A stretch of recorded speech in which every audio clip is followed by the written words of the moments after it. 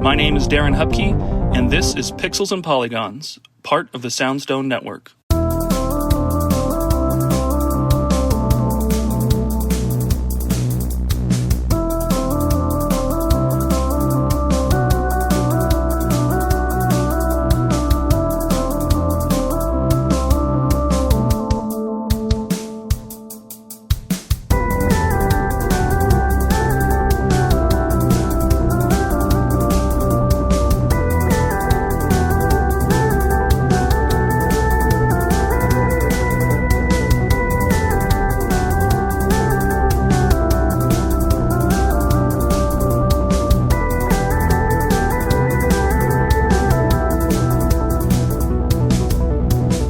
Hey everybody, welcome to a new episode of Pixels and Polygons. It's the conversational podcast about video games hosted by me, Darren Hupke. If you are new to the show, thanks for giving it a shot and thanks for checking it out. The format's simple. I have a rotating cast of guests who come on. I ask them a single video game related question or prompt, and we talk about it. It's short and sweet. It's designed to be easy, quick listens, and it's the perfect podcast in between podcasts. So thanks for checking it out, and hopefully you enjoy the episode. If you've come back and you're a returning listener, thank you for your support. Thanks for continuing to listen to it, and thanks for checking it out. I appreciate you. You can support me and consider doing things to support me by leaving a like or writing a review or sharing a link online. All that helps and goes a long way, and it's much appreciated.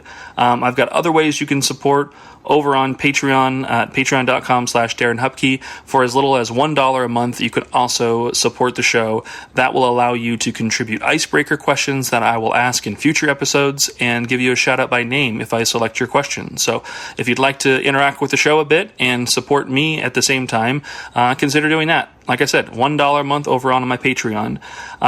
Same thing on my Patreon page. You can find the digital storefront for all of my publishing books. Pixels and Polygons is more than just a podcast. I've got my Retro Game Zine issues available for purchase there digitally. I've also got the 32-bit library series of books and books like the Beat 'em Up Volume 1 available over on the Patreon shop for digital consumption. If you want physical, if you want an actual book mailed to you or a zine mailed to you, head over to pixelsandpolygons.net. That is my storefront where you can buy everything direct from me. So again, the 32-bit library books, I've got t-shirts, stickers, other merch, all the issues of Retro Game Zine and the upcoming 2025 annual. Everything that I've got you can find there. So if you want to support the show, if you want to support me, consider purchasing or checking out any of those projects digitally, physically, or through Patreon. Thanks again for listening to the show, and hopefully you like what you hear and you come back next week. Enjoy the episode after this ad break and stay retro. Bye. Do you find yourself playing older games and wishing that there were new discussions about those games? Enter Tales from the Backlog. Hi, I'm Dave Jackson, and on each episode, I'm joined by a guest to break down those games that may be stuck in your ever-expanding backlog. Each episode looks at one game in depth, focusing on mechanics, story, music, and other aspects with no spoilers until a clearly marked spoiler wall in the middle. If you've played the game, go ahead and climb that spoiler wall and enjoy in-depth story discussions, and if not, jump out when we warn you and maybe go play that game for yourself. We have over 100 episodes in the feed, everything from Disco Elysium to Tunic to discussion episodes about how to get into horror games, and if games actually need to be fun, or if they have more to offer. I guarantee that there's something in there for everybody. Once again, that's Tales from the Backlog, available wherever your podcasts are found. Well, welcome to Pixels and Polygons, a conversational podcast about video games. I'm here with returning guest Dave Jackson from Tales from the Backlog. Welcome back, Dave. It's always fun chatting with you. Of course, yeah. Thank you for inviting me back. I had a great time the first time, and 2 new topics this time. Looking forward to it. Yeah. Since our last episodes, you also contributed an article to the Mario Tennis issue of Retro Game Zine, which was the I forget the month that technically was that the September issue? Is that what we're currently in right now? I think so. Yeah, currently in September. Yes. So at the time of this recording, I think by the episode comes out, it might be in October, but still, go back and buy the September issue with Mario Tennis. Dave's got a really cool article just about his history, actually with the sport, but also tied into his fandom of the game and everything. Yeah. My much decorated tennis career, yeah. Hey, regardless of what level you reached, you played far more tennis than I did in my life. So, yeah, you're the professional essentially. I suppose so. Yeah. That issue is up on pixelsandpolygons.net. You can buy it digitally as well. The Patreon shop is where you can buy all that stuff digitally. But like $3 or for the digital and $10 for the physical. But get it. Read more stuff from Dave. Catch us up on you. What are some recent episodes that you had a great time with on your show that maybe you'd like kind of plug and tell listeners to check out? Sure. Yeah. Recently, I've been in a run of indie games on Tales from the Backlog over the last month or so. So recently, the one that came out today as we're recording is about Ultros, which is a really cool, like psychedelic colored Metroidvania that is, let's say, I forget the word. It is doing surprising things with gameplay within Metroidvanias. I will just say that without spoilers. It's a very, very cool game. Before that, I did Despelote, which is a game from 2025 that a lot of people really liked. And that turned into a lot more like personal storytelling in that conversation with Moises Tavares of Endless Mode right now. And that was a really fun episode too, because it was like half talking about the game and half talking about like how our experience is connected with the subject matter. And so those are the last two episodes I think are really interesting games. They're indies. I don't think either of them have like a lot of Steam reviews or anything like that. So they can both use the attention. They're very, very cool games. That's cool. If you have not listened to Dave's show yet, like it gets a huge recommendation from me. It's structured in a way that even if you haven't played the game, you can listen to a majority of the episode spoiler free. It is written and is spoken and clearly enunciated when we get into spoiler territory on those episodes. So it's a great listen. Like I even, if it's a game I don't know that I'm going to play necessarily at all, like I'll still listen through the spoiler section as well. It's just nice to kind of hear the game kind of dissected and discussed in a way, and it's never like inflammatory, and I think that's why like I'm attracted to the episodes as well too. You're not like just dunking on things and being negative and getting like clickbaity about things, how like YouTube videos and stuff can be. So it's a great show. Big recommendation. So great job, Dave. Thank you. Let's get into it though. Want to do some this or that's questions to get our minds moving? Absolutely. We'll start with a simple one. Castlevania or Metroid? Oh, that's tough. Castlevania. And probably like if you just took stock of like how many games in each series do I really like, it's probably relatively even. I think Castlevania has way more games than Metroid does. But aesthetically, musically, I mean they're different. Like the design, the sound design and stuff of Metroid is cool, but this is supposed to be lightning round, so give me Castlevania, and I'm going to say aesthetically, that puts it over the top. Vampires and skeletons are cool. Cool. So this is kind of a weird question. A, B, or BA? So, like, on the face of the controller, Nintendo has it laid out, from, like, right to left with A to B, but, like, the Xbox controller, it's, like, A is where, like, the X button would be on a PlayStation, and B is where the circle button would be. So, what is your preferred layout for A, B, or BA? I think purely out of muscle memory, it's the Nintendo layout because that's what I grew up with. Although I will say I'm able to adjust. So I can do the PlayStation model. But I think the Nintendo one is where my muscle memory takes me until I have to do something else. Yeah. Cool.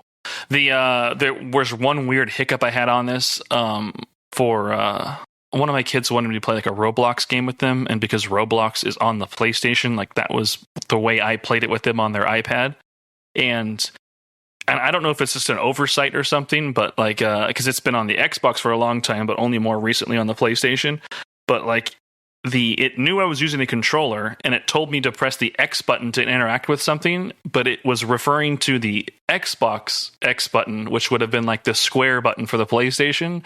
So I figured that out and like was able to like kind of remap my mind to be able to use it. But then once my my daughter tried to like play a little bit, like, oh, let me show you this, and she was trying to follow along, and it was confusing her because X wasn't doing what X was doing. It was doing, what the Xbox A button would have been doing, and so it was just a whole confusing mess. It's weird that UI oversight went through and has passed and maybe not even been reported on in Roblox for the PlayStation.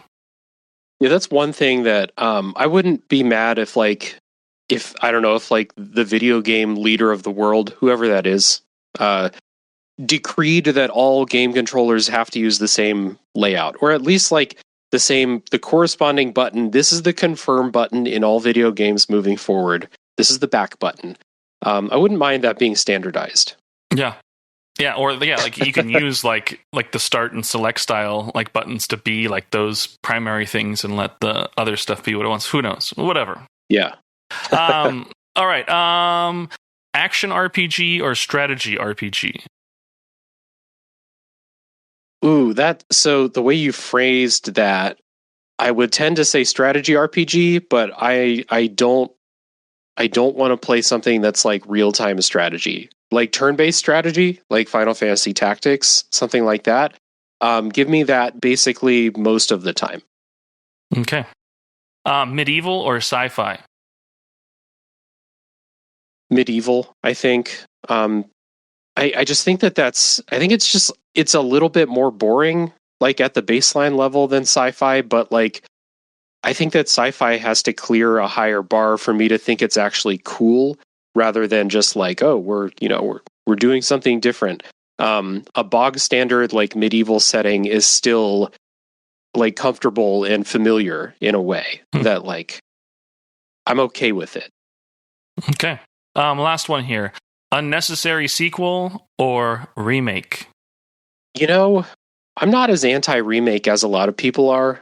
So give me the remake, because the unnecessary sequel, like if it's unnecessary to the point where the studio is doing it because they feel some obligation rather than like they had like a great idea for a sequel, then just give me the remake.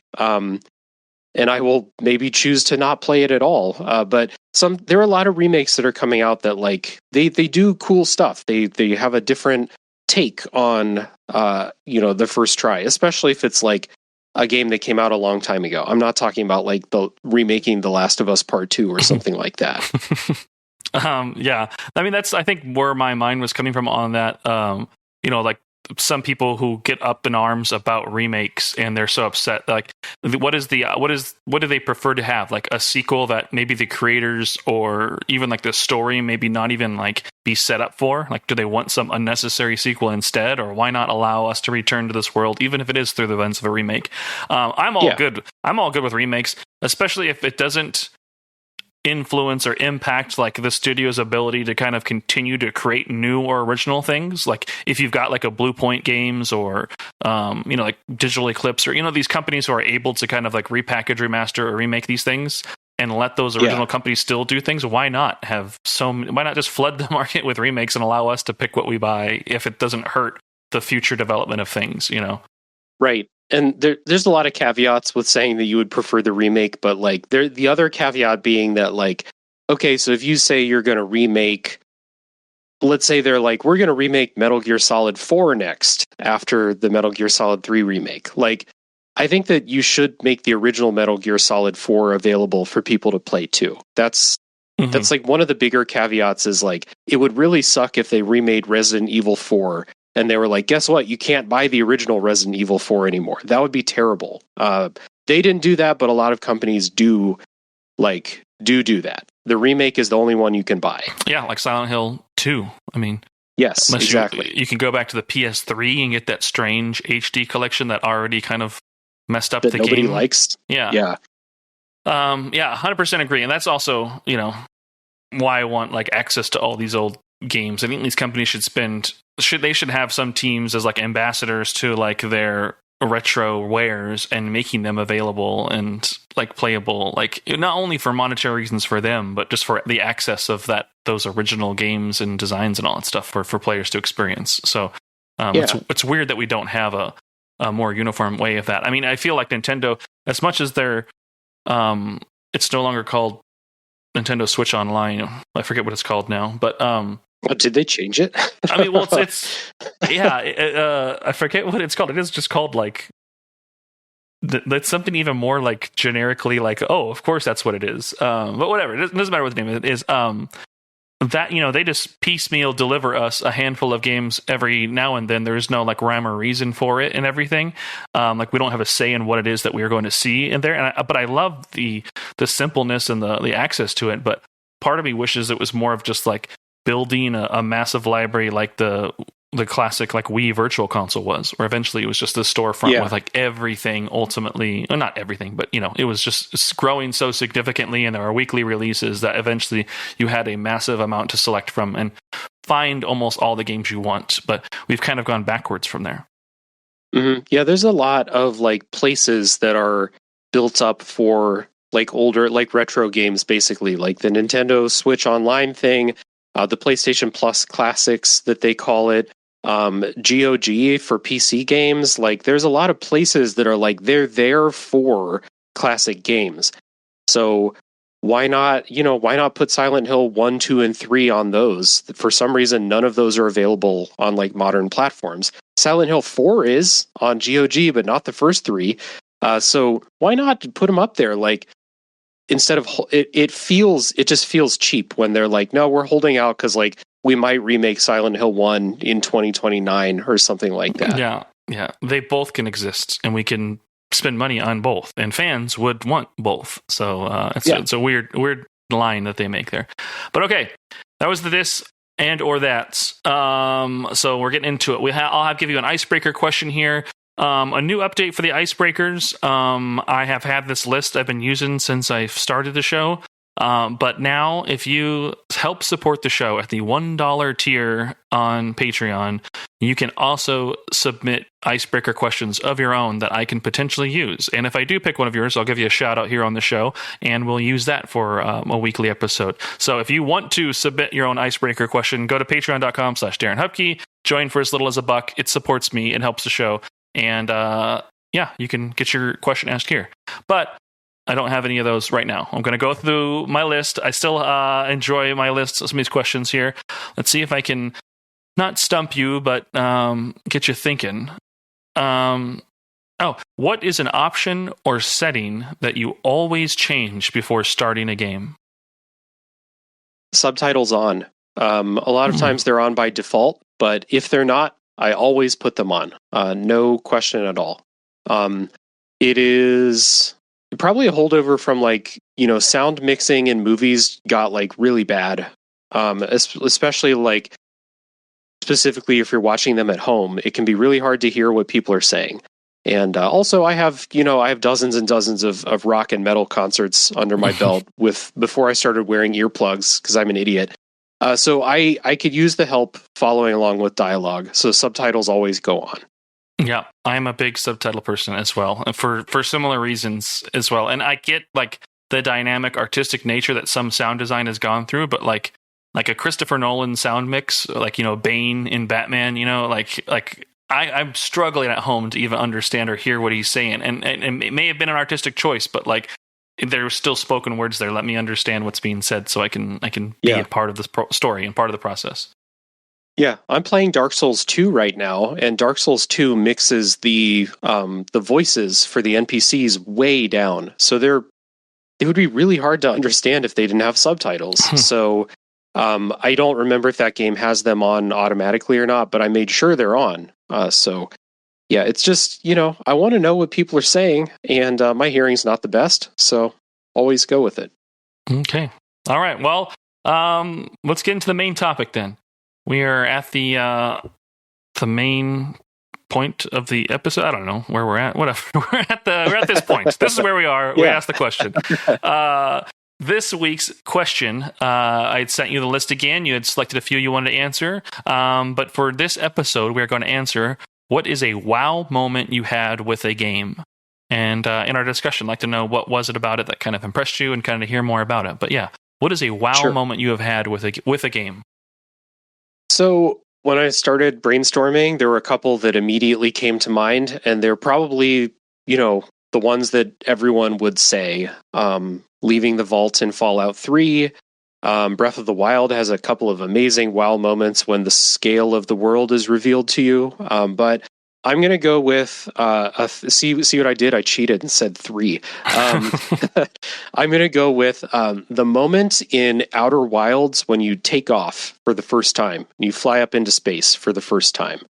Have you played Outer Wilds? No, but similar to your show, it's one of the more recent boss fight books covered Outer Wilds. And it's on my shelf. I can't read the name of the writer, so sorry to not give you credit. But they did a great job, just kind of like catching people up. But it was hilarious. And in a few points in the introduction chapter of it, they say if you have not played the game, please just stop reading this now and go play the game. That way you can kind of be familiar. And I like they kept warning you that you should definitely like play it. And I was like, nah, I'm going to get through this. I'm going to read this book. I'm going to enjoy it. And I still love the book to death. And reading through it, like I kind of understanding what that scale and scope and what it sounded like I can picture it all. So yeah, I can see how this probably is a big one for the way that game works with its like loop and its design and everything too. So definitely a game I've wanted to play, but I've never gotten around to. Yeah, it's even if you've read whatever's in that book, I think it's still worth playing because the joy of discovery will still be there. I think.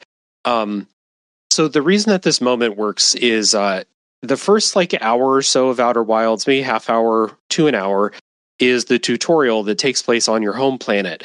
So you wake up, you go around, you talk to everybody on your planet. It's a really small planet. You go to the museum, you read about the things that are out in the universe around you. You learn how to fly your jetpack. You learn how to pilot your ship, like with a drone, basically. And you have to do all these things to get these launch codes. And then you get the launch codes, you can finally go up to the platform. You get in your ship and you take off. And your home planet's super cozy. The music is really, really nice and heartwarming and good. The soundtrack in Outer Wilds is incredible. And you get up to your ship and you're like, okay, this is it. I'm taking off into space. It's like a big moment for your character. You're a brand new astronaut. And the sound design of the engines thrusting is it's massive. It's really loud. And you go up into space and your planet gets smaller and smaller beneath you. And you see the scale of the universe that they created. If anyone hasn't played Outer Wilds, it's a clockwork universe that they've created on a time loop. So the planets revolve around each other. There's changes that happen to planets, and at a certain point, a comet goes through the solar system and stuff like that. And it's all revealed to you in this moment when you take off, the thrusters burn. It's really loud. You feel the power of it. You go up into space. You see the scope of the universe, and the music changes. The music when you're flying is really great, and you're just all right. I can go explore the universe now, because that's all. Outer Wilds will give you a push in one direction at the beginning of the game, but it's all open to you. You go wherever. If you're hey, that planet looks weird and cool, go check it out. There's nothing stopping you from going there. So that moment of it's partly the sound of taking off. It's really impressive. Really good sound design. But then that moment where you're up there and you're okay, I follow my curiosity now. It's really, really good. Yeah, it sounds great. And then there's a gimmick to the game, a Groundhog's Day style element to it all too. So you do get to experience it again and again, technically, and you start to piece things together. So and it's one of those games that I figured after I read that book and how much I enjoyed just kind of experiencing and kind of reading and hearing about the development and the design of it all. There's a lot of conversation on diegetic and storytelling and even the opposite of that. It's really neat. I've wanted to just have some time go by so I can kind of forget a lot of that and then go in and experience the game. Because like after reading that, it definitely seems like a game I would totally dig. Yeah.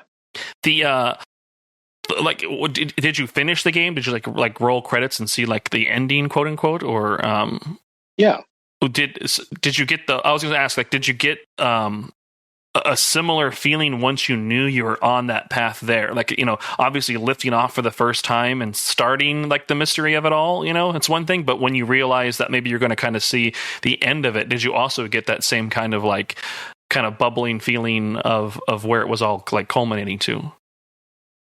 So, yes, basically the whole experience of Outer Wilds is like if the game is clicking for you, it's all about like you follow your curiosity somewhere, or maybe you like find something that directs you to a new place where you're like, the mystery that I'm after, I'm going to find answers on this planet. And so you go to that planet and you figure out what it is or where you need to go.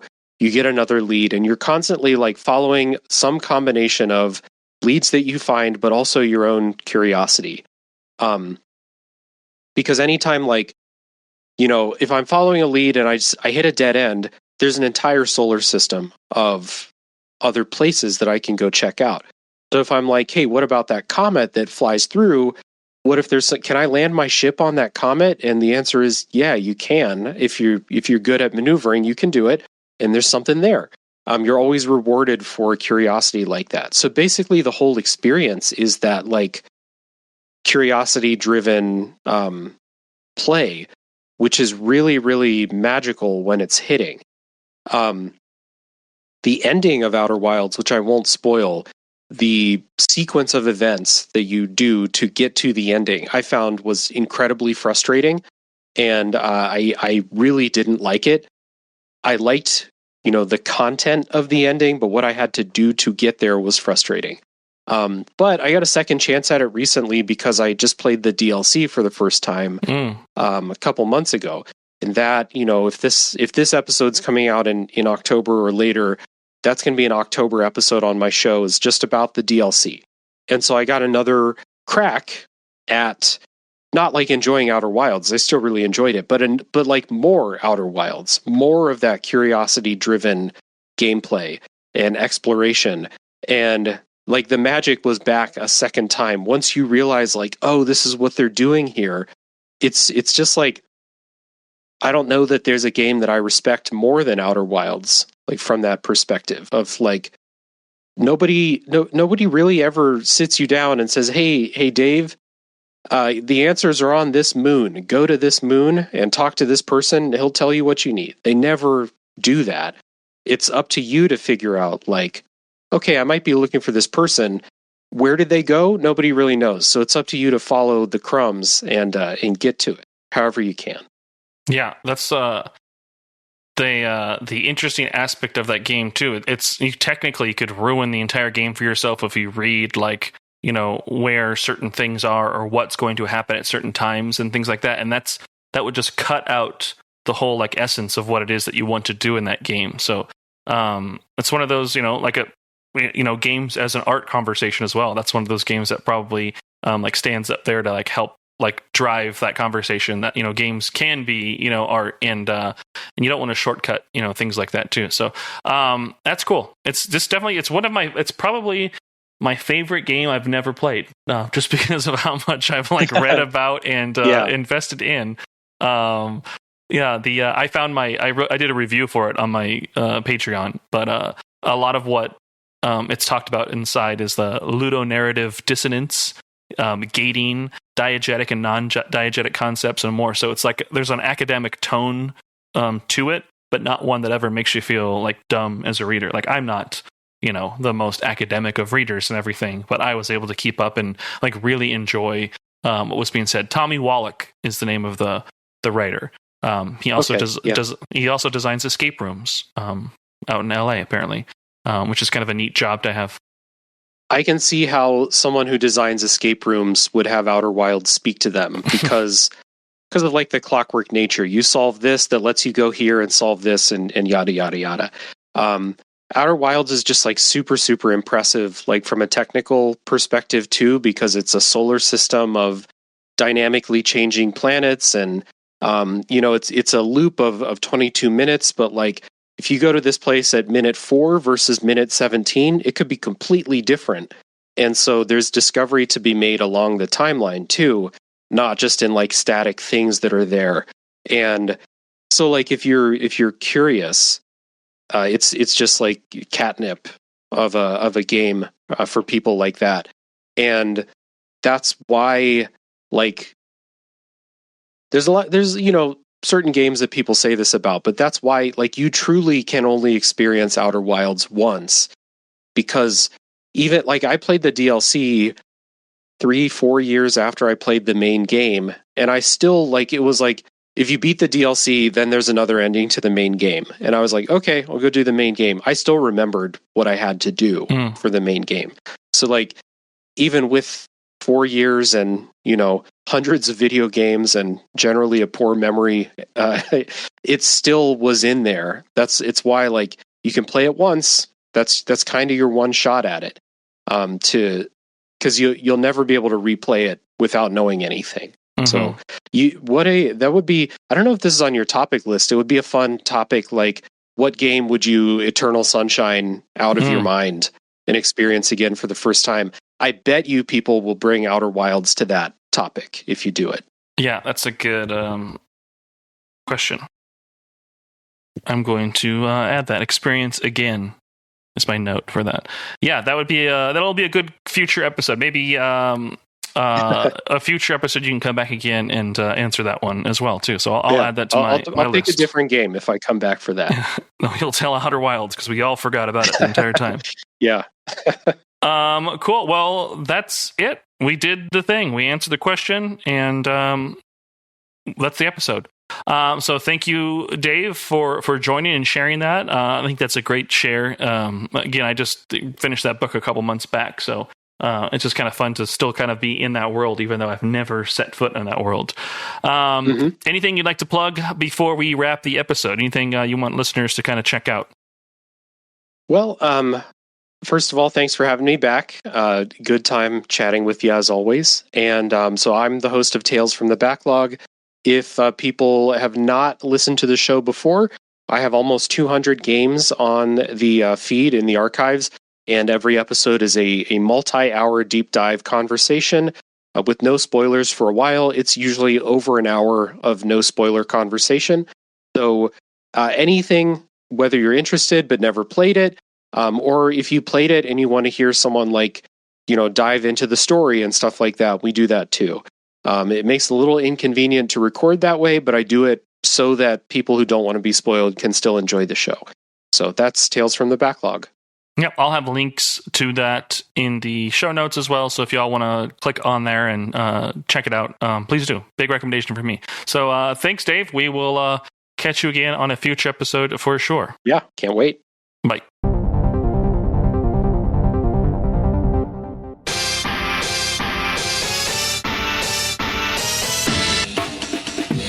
Listen to Flashback 64, the chronological Nintendo 64 podcast. Hosts Gooey, McKenna, and friends flashback to the 90s and early 2000s with a look at the Nintendo 64's catalog and its contemporary cultural and historical context. Starting with the console's launch titles and proceeding in release order, we discuss classics like GoldenEye, Super Mario 64, and Star Fox 64, as well as some not-so-beloved games, lesser-known titles, and everything in between. Along with game-specific deep dives, we also cover other bits of pop culture from the time, like films, music, and more. Subscribe wherever you get your podcasts.